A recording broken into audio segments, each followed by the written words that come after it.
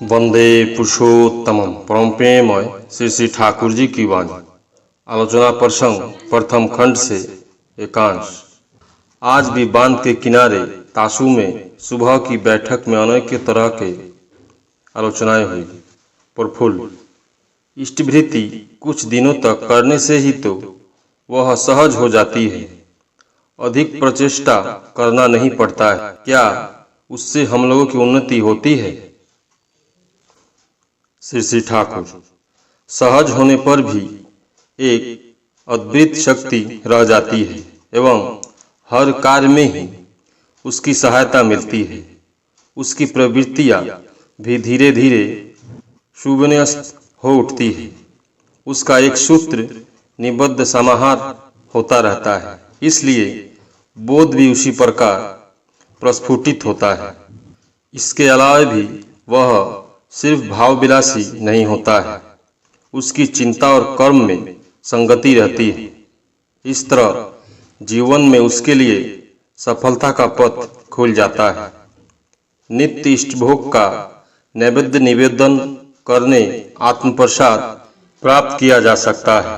प्रसाद में प्रसारता है, देकर कुछ करने में ही पाकर पुष्ट और उन्नत होने का पथ। इष्टभृति और को धीरे धीरे बढ़ाते रहना चाहिए। ऐसी प्रचेष्टा एवं तपस्या में रत रहने पर उसकी उन्नति अनिवार्य है। भोज्य या पैसे चढ़ाना ही इष्टभृति की मूल बात नहीं है, बल्कि मूल बात है इष्ट को देने का आवेग। उन्हें बिना दिए और खिलाए मुझे अच्छा नहीं लगता, इसलिए सबसे पहले मुझे उनकी सेवा का आयोजन करना है। यह आवेग जब मनुष्य के हृदय में नशा की तरह धर दबाता है, तब वह अपने सभी कर्मों में उनको ही अर्घनंदित करना चाहता है। उसके जीवन में एक असीम उत्साह जग जाता है। अक्षमता के साथ हीनमन्यता किस प्रकार जड़ित है, इस विषय में बातें चली। श्री श्री ठाकुर ने कहा, मनुष्य गुण ग्रहण मुखर स्तुति चाहता है। वह चाहता है कि पारिपार्श्विक उसकी प्रशंसा करे, किंतु दुर्बलता, अक्षमता, आलसीपन रहने पर तो मनुष्य किसी को छोड़ता नहीं है। ऐसी अवस्था में अक्षम व्यक्तियों में अनेक अपने को सुधारने के बजाय जोर जबरदस्ती अपने आप को प्रतिष्ठा करने की चेष्टा करते हैं। बहुधा दूसरे को छोटा प्रमाणित कर अपने को बड़ा बनाना चाहते हैं। जहां ऐसी भावना देखो, वहां यह समझो कि वैसे व्यक्ति को अक्षमता के हाथ से मुक्ति मिलने को नहीं है, किंतु जो अपनी अक्षमता को दूर करना चाहते हैं। यदि कोई उनके दोषों को बताता है तो वे विनीत भाव से स्वीकार कर लेते हैं। उनकी हीनमन्यता उतनी उग्र नहीं होती है। ऐसे लोगों की उन्नति की आशा की जा सकती है जो वस्तुतः सक्षम है, खासकर श्रेय आपूर्ति आवेग से दक्ष और योग्य बने हैं। ऐसे व्यक्तियों में हीनमन्यता की बला नहीं रहती है। वे मनुष्य की प्रशंसा का कंगाल बनकर घूमते फिरते नहीं हैं। प्रिय परम को खुश करना ही उनका एकमात्र लक्ष्य रहता है। उनकी खुशी में वे खुश रहते हैं। यदि वे प्रिय परम खुशामद या तारीफ नहीं करते, वाहवाही नहीं देते हैं, तो भी उन्हें दुख नहीं होता है। वे प्रिय परम सुखी रहे, ऐसे ही उनका मनोभाव रहता है। वे अपने लिए कुछ नहीं चाहते, किंतु यदि उन्हें अपना आचरण और कर्म उनके सुख, स्वच्छंद और प्रीति में थोड़ा भी बाधक दिख पड़ने लगता है, तो अनुताप से उनका हृदय जलने लगता है। अपने को परिशुद्ध किए बिना उन्हें शांति नहीं मिलती है। इसलिए ऐसे व्यक्ति के निकट दुर्बलता, अक्षमता या हीनमन्यता फटकने नहीं पाती है। वे स्वतः अपने समान या अधिक योग्यतर व्यक्ति के प्रति सश्रद्ध होते हैं। यहाँ तक कि जो उनसे कम योग्यता रखते हैं उनके प्रति भी सहानुभूति संपन्न होते हैं। उनकी ऐसी चेष्टा रहती है कि किस प्रकार उन्हें सेवा परिचर्या से योग्यतर बनाया जाए। जो हीन मान्यता से योग्यता आहरण करते हैं वे प्रायश ऐसा नहीं कर सकते हैं। वे अपनी बहादुरी प्रमाण करने के लिए दूसरों के दिल में आघात देकर उत्साह उद्दीपना को बहुधा कुचल देते हैं। आशा, भरोसा, स्फूर्ति और प्रेरणा देखकर हमदर्दी बंधु की तरह हाथ पकड़कर नहीं उठा सकते हैं। इसलिए मेरी धारणा है कि जो योग्यता दूसरे के योग्य नहीं बना सके वह अयोग्यता के समान है।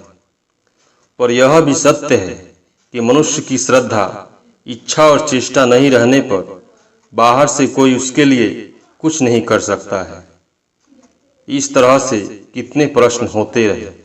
धीरे धीरे भीड़ बढ़ गई। जाड़े के मौसम होने के कारण सभी सिकुड़े बैठे हैं। वार्तालाप में सभी बड़ी दिलचस्पी ले रहे हैं। जो एक बार आ जाते हैं वे फिर उठकर नहीं जा पाते हैं। बातों के जरिए मानो वे सभी में अपना प्राण ढाल रहे हैं। उनके हाव भाव, भंगिमा, स्वर, मुद्रा की एक अजीब अभिव्यक्ति है। उनकी नित्य नव नवलीला हर क्षण में अनबद्ध, अनुपम, अपूर्व है। इसलिए वे कभी पुराने नहीं प्रतीत होते। पुराना होते हुए भी चीर नतुन है, अनाविष्कृत है। वे उनके सामने विस्मय के नवीन सिहरन से हर क्षण में ही स्तब्ध हो जाना पड़ता है।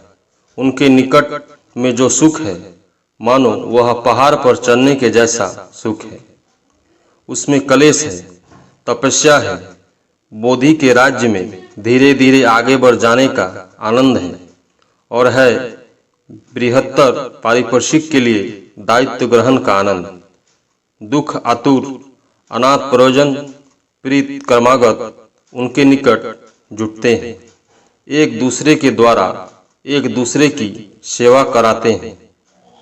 हर व्यक्ति का सहायता होता है।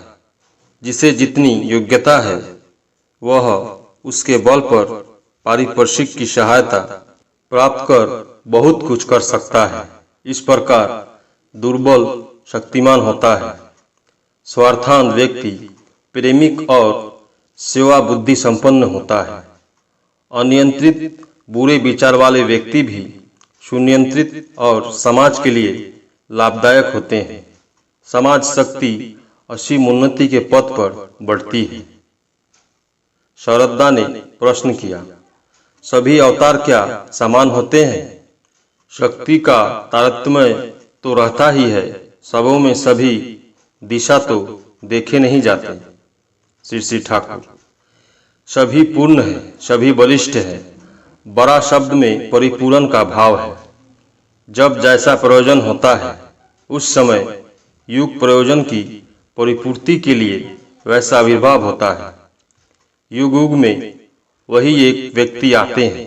इसलिए पूर्वतन और परवर्ती में अच्छेद्य संगति रहती है। इसी प्रकार विवर्तन की धारा आगे बढ़ती है। इसलिए एक को छोटा एवं दूसरे को बड़ा बनाने की प्रचेष्टा अच्छी नहीं होती। हमारा यह दोष है कि श्री कृष्ण में रामचंद्र को नहीं देखते, बुद्धदेव में श्री कृष्ण को नहीं खोज पाते।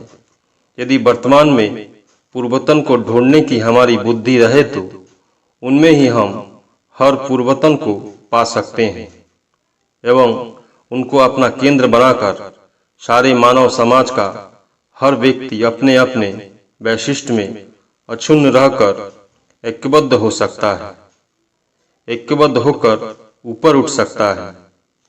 स पूर्वेशामपि गुरु कालेनान वच्छेदात्। आप में आपके पिता है, पितामह है, सभी पूर्वज हैं और आप उनके ही विवर्तित रूप है। परवर्ती भी उसी प्रकार पूर्ववर्ती के विवर्तित रूप होते हैं। यदि आज हम किसी पूर्ववर्ती महापुरुष को समझना चाहते हैं तो वर्तमान पूर्वमान किसी अवतार महापुरुष के माध्यम से ही समझ सकेंगे, अन्यथा उनके मर्म केंद्र का संधान नहीं पा सकते। जो प्रेरित तथागत अवतार महापुरुष या पुरुषोत्तम रहते हैं, उनमें हर के अंदर सभी दिशा रहते हैं।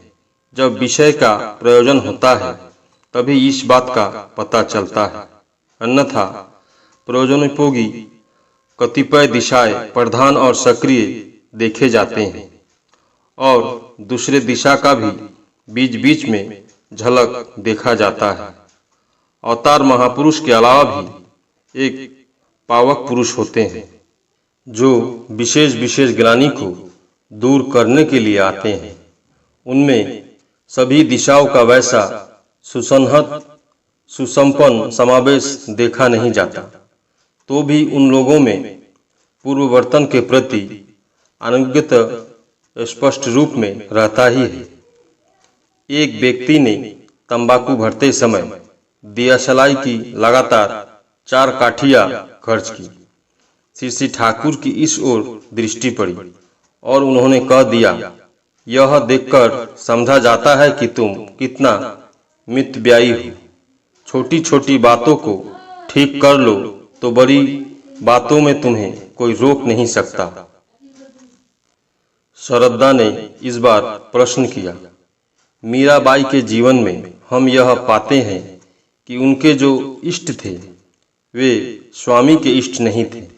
स्वामी के प्रति कोई खिंचाव नहीं था, किंतु स्वामी की ओर आकर्षित होकर ही स्वामी के माध्यम इष्टानुसरण करने की विधि है। श्री ठाकुर माध्यम नहीं है। बात यहीं तक है कि स्वामी के सहयोग से होना चाहिए। इष्टानुसरण का अधिकार सबों को है। स्वामी इष्टानुसरण नहीं करे तो भी स्त्रियों को करना है एवं स्वामी को भी उसी पथ पर लाना है। मीराबाई तो वस्तुतः गिरिधारी लाल के साथ परिणय निबद्ध हो चुकी थी। उसका वहां विवाह करना ही ठीक नहीं हुआ। यदि राणा गिरधारी लाल के भक्त बन जाते तो सोना में सुहागा होता। वे उनके भक्ति पथ के सहायक हो जाते एवं मीरा भी उनके प्रति स्वतः अनुरक्त हो जाती। उसके अंदर इष्टानुराग के साथ स्वामी अनुराग प्रस्फुटित हो उठता। उसमें उसका भक्ति जीवन समृद्धतर होने के बजाय क्षुण्ण होता। ऐसा मुझे विश्वास नहीं होता है। इष्टार्थ आपूरण के साथ संगति रहकर दुनिया की सारी चीजों के साथ हम क्यों नहीं संबंधावित हो। उसमें लाभ के सिवाय क्षति नहीं है। नाना व्यक्ति विषय और मामले को इष्टानुक नियंत्रण में हम जितना ही सुविन्यस्त कर सकते हैं उतना ही व्यक्तित्व बढ़ता है एवं इष्टानुराग भी गहरा होता है और उसी पथ पर धर्म का जो उद्देश्य है सब परिवेश बचना बढ़ना सार्थक होता है। अन्यथा परिवेश के साथ संपर्कहीन जीवन धर्म नहीं कहा जा सकता। पर इसका अर्थ यह नहीं है कि जहाँ इष्ट निष्ठा व्याहत हो वैसे संसर्ग में हम वहाँ ढल पड़े। शायद इसी आशंका से मीरा ने राणा का संघर्ष छोड़ने की चेष्टा की है। यदि राणा को अपने इष्ट के प्रति तीव्र अनुराग रहता तो भी उससे कुछ काम नहीं चल सकता था। एक दूसरे को श्रद्धा की दृष्टि से देख सकते थे और उसके माध्यम से उनमें मेल हो सकता था। इसलिए शादी विवाह के मामले में जिस प्रकार वर्ण वंश इत्यादि देखना आवश्यक है, उसी प्रकार उसके साथ लड़का और लड़की की प्रकृति संगति भी देखना आवश्यक है। परम प्रेममय श्री ठाकुर सभी गुरु भाई एवं माँ को जय।